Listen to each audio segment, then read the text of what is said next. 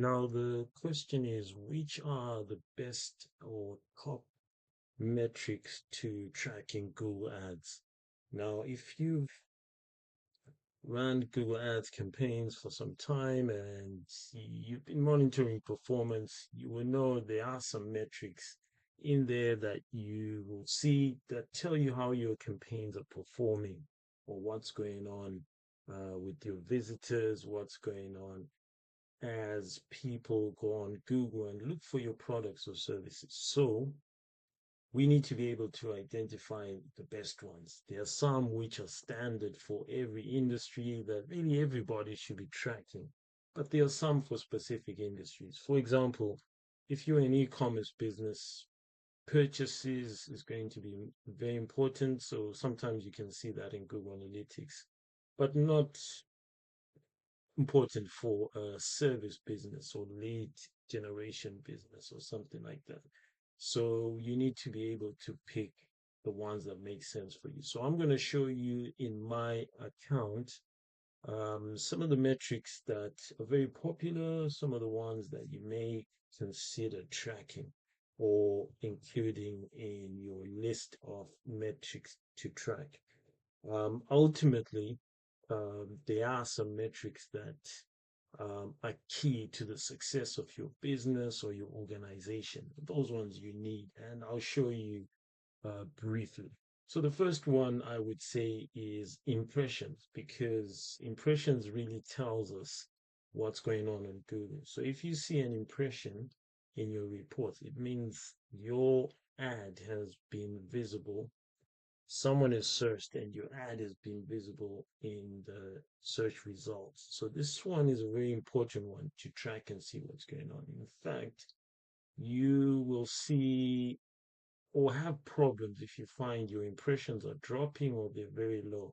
Because with very low impressions, it means you're not very visible, and which means you're unlikely to get clicks, unlikely to get conversions. Other very important metrics. So impression is up there, and it says an impression is counted each time your ad is served. Impressions help you understand how often your ad is being seen. So that's just when your ad is seen. Now this one, um, you can see the counts for these campaigns, 1,726. You are not charged by Google when you're running search campaigns for impressions. Google doesn't charge you for that. Now up here, you can change this and say, well, I want to see if I can include impressions in my line chart there. I already had clicks there, so the red one is impressions. So you can see the trend, and you can see as impressions go down, clicks also generally go down to zero. Yeah, maybe when you've turned off your ads, as is the case here. So that one is important. And then clicks. Clicks is really how Google makes its money. So when people click your ad, you are charged a small fee, can be small or big. Obviously, it depends on your industry and level of competition. But the click is very important because we need to get people to our website. So if someone clicks, it goes through to your website, and it then potentially can lead to a sale or purchase or whatever you want to track. So we need clicks, and more clicks usually is a good thing, but the quality of those clicks is important. So you need to look at your click based on the time frame. So this is last 7 days. Now, if I increase this and say last 30 days, can you see it's gone up to 376, just like the impressions. So that's key to know. That's a very important metric, and these two together work together for you to see how your campaigns are performing. And the third one is click-through rate. This one, CTR. Yeah, this is the relationship between your impressions and clicks.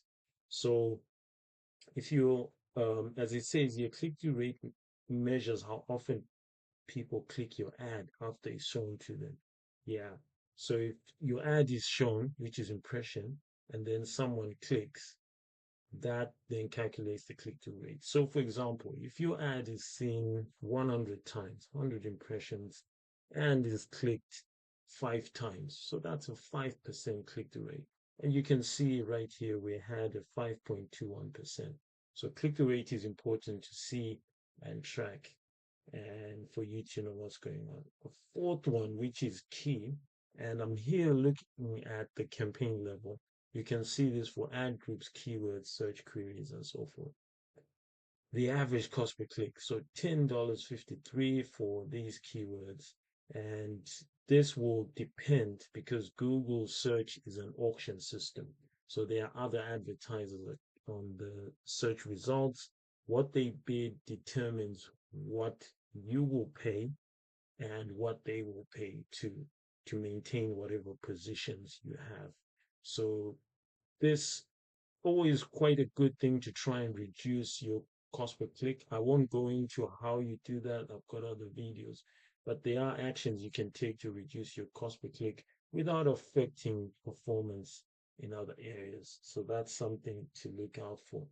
And then another one that's very key. Now, if we know our average cost per click and we know how many clicks we've had, we then get the cost. How much did those um, clicks that we got cost our campaign? So in this case, we've got the last 30 days, I paid $3,958 for that campaign. So we can see that and see how it's performing and how much we're spending over a month, over a day. So for example, I can change this and say over the last 90 days, how much have I spent? So customize it to whatever you want, $16,931 and so forth. That's really key. And then there's other metrics which are important. And then I come now to the really important ones. Yeah, impressions are good, clicks are great, they tell us people who've come to our website. Click-through rate tells us how effective our ads are because a higher click-through rate means we are generally doing quite well in terms of targeting users. But now we come to our conversion metrics. These ones are key, and you need to set up tracking to track these. So the other ones I was talking about, you don't need to create any tracking for these. Just as long as your ads are eligible, they will come up and there's no tracking for these. But these ones, you need to set up what we call conversion tracking or goal tracking. So things like conversion rate, conversions, and cost per conversion. Yeah. So these tell us how, based on the actions that we want people to take on our website, how did our website work? Did it work very well or not? So I'll talk about these quickly and then see what they all makes what they all mean for us. Conversion rate is just basically the percentage of people who've come to your website. How many of those complete the action? How many of those then go on to either purchase, download, and so forth? So conversion rate generally should be as high as possible from quality visitors. So anything above 5% obviously differs for industries, but anything above 5% is relatively good. So 7.6 is good, 3.65 is okay, 18% is very good. Yeah, so these rates are key for us to see how effective. Now, this is where the website comes in, how effective our website is in getting people to complete the action that we wanted them to do on our website. Then conversions is a count. How many actions were actually completed, yeah, on our website. So here it says conversions show the number of conversions you received after ad interactions. So when people got to the website, how many did we get? 128.41. The 0.41 generally just means some of the credit goes to other channels, not just Google. But overall, it's about 128 that we got for this time frame. That could be good or bad depending on how you look at it, but it should always match and be what you want to achieve based on conversion rates. Yeah. So if this is high, that tends to be high as well. If this is low, that is low. So you want to try and get as many conversions as possible. But you also need to make sure the quality is very good. Yeah, there's no point in getting a lot of people filling out forms and they're just not the right people and they're just wasting your time with the responses and stuff, or your sales team time trying to communicate with people who don't fit. And then the third one is cost per conversion. So the question is here, how much are we paying for each conversion we get? This one as low as possible because you want to spend less for each conversion you get. Now it varies for industries. Some industries are as low as $20, which is good, but some are $1,000 and above. Which is good or bad, it just depends on your industry. Now, in this industry, this is relatively okay and good. For branded searches, yes, it can go down to $26.78, which is good and what we tend to see.